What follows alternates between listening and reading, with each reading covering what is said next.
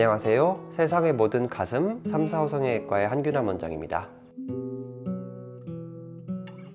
수술 후에 붓기가 어느 정도 있느냐는 개인 차이가 굉장히 크고, 수술하는 방식에 따라서도 차이가 크고, 보형물을 어디에 넣었느냐에 따라서도 굉장히 차이가 큽니다. 사람들마다 다 똑같다고 할 수는 없는데요, 수술하고 나서 가슴의 모양이 자리 잡힐 때까지를 보통 3개월 정도로 이야기하는데요, 초반에 한 달, 두 달까지는 붓기가 조금 많다고 생각하시면 되고요, 그 다음에 붓기가 빠지면서 나머지 살들이 좀 늘어나주는 형태로 경과가 진행을 하게 되어 있죠. 수술하게 되면 초반에 가슴이 약간 위에 있는 느낌이다가 아래쪽으로 피부가 늘어나고 공간이 넓어지면서 약간 아래쪽으로 내려가는 느낌이 드는데요, 근데 또 정면에서 이렇게 거울 같은 거를 놓고 보시면 붓기가 있을 때는 가슴과 가슴 아닌 곳에 경계선이 조금 덜 뚜렷하잖아요. 붓기가 빠지면서 경계선이 살아나게 되면 오히려 가슴은 시간 지나면서 커져 보이는 형태가 됩니다.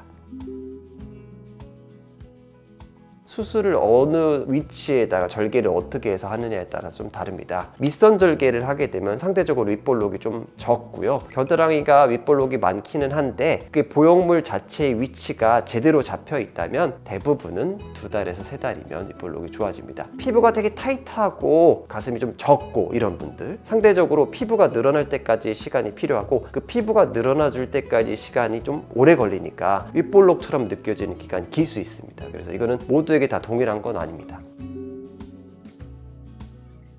가슴 수술을 했을 때 보형물은 안쪽에 있고요, 그 위쪽에 제 살이 덮여 있는 거죠. 그래서 이 위쪽에 덮여 있는 살, 그 다음에 안쪽에 있는 보형물, 피부가 얼마만큼 늘어났는지, 사실 이 촉감을 결정짓는 요인은 굉장히 다양합니다. 단순히 뭐 하나만 가지고 촉감이 어떻다라고 이야기할 수는 없는데요, 시간이 지나면서 촉감이 좋아진다 라고 하는 거는 보형물 주변에 타이트하게 늘어나주지 않고 있던 이 살이 늘어나주면서 보형물이 주변 공간에서 약간 여유 공간을 갖게 되는 거, 이 여유 공간이 사실 많으면 많을수록 촉감은 좋게 느껴질 수 있습니다. 너무 공간 여유가 많아지게 된다면 밑빠짐이 생긴다든지, 누웠을 때 가슴이 옆으로 이렇게 쭉 벌어지는 현상 같은 것들이 생길 수 있는 거죠. 촉감과 보형물 주변의 공간이 생각보다 굉장히 많이 밀접하게 연관이 되어 있고, 보형물과 보형물 주변의 공간 비율이 어느 정도 딱 여유 있게 됐을 때가 이게 사실은 구축이 아니다 라는 개념으로 요새는 접근하고 있습니다. 대부분은 요새는 수술하고 나서 이 공간이 조금씩 넓어지는 방향으로 작용하기 때문에 시간이 지나면서 촉감이 좋아지는 것은 당연합니다.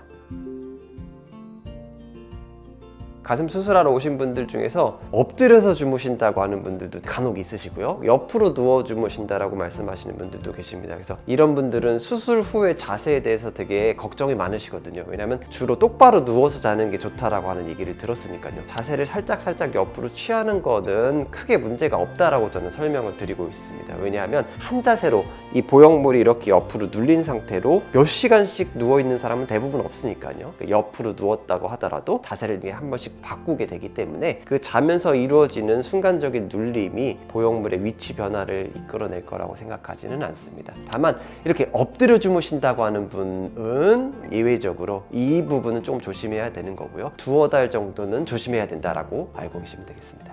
수술하는데 여러분들이 이제 결정하는데도 굉장히 고민을 많이 하셨는데, 생기는 증상들에 대해서 하나하나 너무 예민하게 받아들이실 필요는 없습니다. 다만 내가 이 증상이 정상적인 회복의 과정인지 아닌지를 알 수 없는 경우에는 꼭 수술하신 원장님과 상의하시는 것을 추천드립니다. 감사합니다.